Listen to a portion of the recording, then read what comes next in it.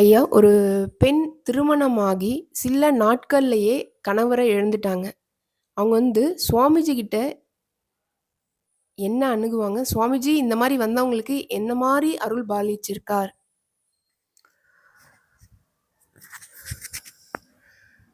இதே மாதிரி ஒரு சம்பவம் சாமியுடைய நான் சாமிகிட்ட இருக்கும்போது இந்த மாதிரி ஒரு சம்பவத்தை சாமி எனக்கு அறிமுகப்படுத்தவே செஞ்சார். என்னைய சுவாமி அண்ணாமலையார் கோயிலுக்கு அழைச்சிட்டு போனார். அங்கே அந்த மடப்பள்ளி பக்கத்தில் உட்காந்துருக்கோம். அப்போ ஒரு லேடி வர்றாங்க. வாஸ் மிட் ஏஜ் லேடி, ஒரு 30-35 இருக்கும். வர்றாங்க, நமஸ்காரம் பண்ணுறாங்க. அவங்க முகத்தை பார்த்தா அவ்வளவு தெய்வீகமாக இருக்குது, அவ்வளவு தேஜஸ்வியாக இருக்காங்க. நமஸ்காரம் பண்ண உடனே கொஞ்சம் நேரம் நமஸ்காரம் பண்ணிவிட்டு அப்புறம் மறுபடியும் கை கூப்புற மாதிரியே சாமி முன்னால் இருக்காங்க. சாமி அவரை அப்படியே ப்ளஸ் பண்ண மாதிரி கொஞ்சம் நேரம் பார்த்துட்டே இருக்கார். அப்புறம் சாப்பிட்டீங்களாமான்னு கேட்குறாரு. இல்லை சாமி, சாயங்காலம் போய்த்தான் நான் சமையல் பண்ணி சாப்பிட்ணும் சாமி அப்படின்னு சொல்லுவாங்க அந்த அம்மா. சரி, போயிட்டு வாங்கம்மான்னு சொல்லி மறுபடியும் சாமி ஆசீர்வாதம் பண்ணி அனுப்பிச்சி வைப்பார். அந்த அம்மா போயிடும். அந்த அம்மா போனதுக்கப்புறம் சாமி சொல்கிறாங்க, இந்த அம்மாவுக்கு சில வருடங்களுக்கு முன்னால் திருமணம் நடந்தது. திருமணம் நடந்த அதே நாளில் கணவன் இறந்துடுவான். கணவன் இறந்து அதனுடைய சடங்குகள் சம்பிரதாயங்கள்லாம் ஒரு 4-5 நாளைக்கு நடந்ததுக்கப்புறம் இந்த அம்மா தினமும் கோயிலுக்கு வந்துடுவாங்க. காலையில் அண்ணாமலையார் கோயிலுக்கு வந்துடுவாங்க. நட திறக்கும் போதே வந்துடுவாங்க. வந்துட்டு உள்ளே பூரா சஞ்சாரம் பண்ணிக்கிட்டே இருப்பாங்க. கோயிலுக்குள்ளே தான் சஞ்சாரம் பண்ணிக்கிட்டே இருப்பாங்க. உடம்பு ஒரு களைப்படைஞ்சதுன்னா எங்கேயாவது ஒரு ஓரத்தில் போய் படுத்துக்குவாங்க. யார்கிட்டையும் பேச மாட்டாங்க, எதுவும் சாப்பிடவும் மாட்டாங்க. சுற்றி சுற்றி சுற்றி கோயிலை சுற்றி தான் வருவாங்க. பிரகாரமாக சுற்றி வருவாங்க. கடைசியில் ஈவினிங் ஆனதுக்கப்புறம் சாயங்காலம் மறுபடியும் வீட்டுக்கு போவாங்க. ஏதோ சமையல் பண்ணி சாப்பிடுவாங்க. எளிமையான ஒரு ஃபுட்டு சமையல் பண்ணி சாப்பிட்டு படுத்துக்குவாங்க. கொஞ்ச காலத்துக்கு முன்னால் தான் அவங்களுடைய தாய் தகப்பனும் இறந்துட்டாங்க. அவங்க அண்ணனும் இல்லை, இப்போ அந்த ஊரில் இல்லை.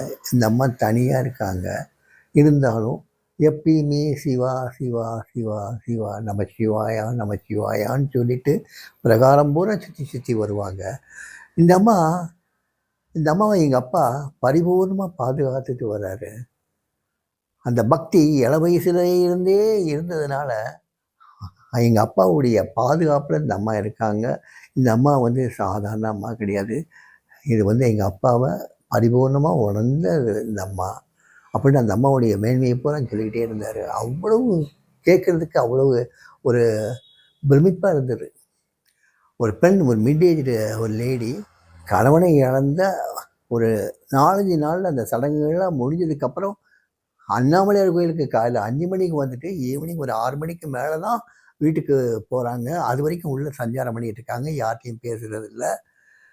வீட்டில் போய் அப்புறம் சமையல் பண்ணி சாப்பிட்றாங்க. அவங்களுடைய உறவுகள் எல்லாமே போனாலுமே நமச்சிவாய சிவாய நமக இதை மட்டும், இந்த மந்திரத்தை மட்டும் சொல்லிட்டு காலம் கழிச்சிருக்காங்க. சமீபத்தில் தான் அவங்க இறந்து போனாங்க. அவங்க இறந்து போனாங்கன்னு சொல்லக்கூடாது, அவங்க சிவன்கிட்ட கலந்துட்டாங்க. ஸோ இதெல்லாம் சாமிக்கு அந்த அம்மாவை சிறு குழந்தையிலேருந்து தெரியும்னார். ஆக அந்த நம்பிக்கையை எப்படி வளர்த்தார் சுவாமி? இந்த மாதிரிலாம் வரப்போகுதுன்னு தெரிஞ்சிருந்தோம் சாமி அந்த அம்மாட்ட ஒன்றும் சொல்லலை. அந்த துக்கத்தை மறக்கிறதுக்கு அந்த அம்மாவுக்கு இந்த அண்ணாமலையார் கோவிலும் அண்ணாமலையாரும் அவ்வளோ உதவி பண்ணாங்க. ஆனால் மறைமுகமாக இருந்து இதை செஞ்சது சுவாமி.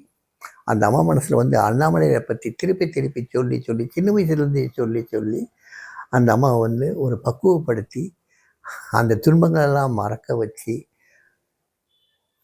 கடைசியில் தெய்வத்தோடைய ஐக்கியமாகிற அளவுக்கு கொண்டு போனாங்க.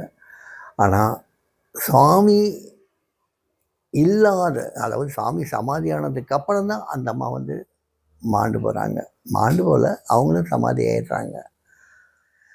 ஸோ சாமி இருந்தாலும் இதாக நடந்திருக்கும். சாமி இப்போ இருக்கிறாருங்கிற ஒரு எண்ணத்திலே வாழ்ந்தாங்க. சுவாமி எங்கெல்லாம் உட்காருவாரோ அங்கே தான் உட்கார்ந்தாங்க, எங்கெல்லாம் நிற்பாரோ அங்கே தான் நின்னாங்க, எங்கெல்லாம் பிரகாரம் போவாரோ அங்கெல்லாம் பிரகாரம் போனாங்க. ஆனால் நாமும் சுவாமி நம்ம சொன்னதில்லை.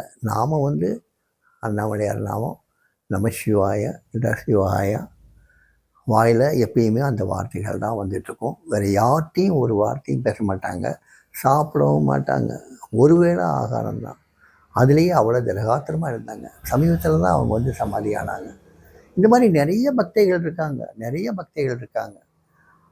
சாமி வந்து அவங்கள அந்த ஜீவிதத்தோடையும் ஆசீர்வாதம் பண்ணார். தன்னுடைய சரீரத்தை விட்ட பின்னும் கடைசி வரைக்கும் அவங்களுக்கு பாதுகாப்பாக இருந்தார், ஆசீர்வாதம் பண்ணார். இப்பயும் அந்த மாதிரி நிறைய பக்தைகள் இருக்காங்க. அவங்களுக்கெல்லாம் ஆசீர்வாதம் பண்ணிட்டு தான் இருக்கார். அவங்கள வாழ வச்சிட்டு இருக்கார். பகவானையே நினைச்சி வாழ வச்சிட்டு இருக்கார். அதனால் சுவாமி யாரையும் கைவிட்டதே கிடையாது, கைவிடவும் மாட்டார். இந்த மாதிரி கைம்பெண்களை கைவிடவே மாட்டார் சுவாமி. எப்பயுமே உடனிருந்து காப்பார். ஆசிரமத்திலேயே ஒருத்தங்களுடைய கணவன் வந்து இறந்து போனதுக்கப்புறம் அவங்களுக்குன்னு தனியாக ஒரு காட்டேஜ் கொடுத்து, அவங்களுக்கு தவிர்த்து வேறு யாருக்குமே அந்த காட்டேஜுக்கு கொடுக்கக்கூடாதுன்னு சொல்லி அவங்கள தன்னுடைய நிழல்லே வச்சு பாதுகாத்தார். அவர் சாமி சமாதி ஆகி போனதுக்கப்புறமும் அவங்க சாமி நினைவிலேயே வாழ்ந்து அவங்களும் தன்னுடைய ஜீவனை விட்டாங்க. அந்த மாதிரி நிறைய ஒரு கைம்பெண்கள், நிறைய அந்த மாதிரி கணவனை பிரிந்தவர்கள் எல்லாருக்குமே சாமி அருள் பாலித்தார். அருள் பாலித்தது மட்டும் இல்லை, அவங்களுடைய வாழ்க்கையே பகவானை நோக்கி செலுத்தினார். பகவான்கிட்ட ஐக்கியமாகிற அளவுக்கு பண்ணார்.